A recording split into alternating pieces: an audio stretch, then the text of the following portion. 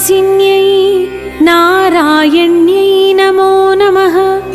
कृष्णप्रियायै सततं महालक्ष्म्यै नमो नमः। पद्मपत्रेक्षणायै च पद्मास्यायै नमो नमः। पद्मासनायै पद्मिन्यै वैष्णव्यै च नमो नमः। सर्वसम्पत्स्वरूपिण्यै सर्वाराध्यै नमो नमः। हरिभक्तिप्रदात्रै च हर्षदात्रै नमो नमः। कृष्णपक्षस्थितायै च कृष्णेशायै नमो नमः।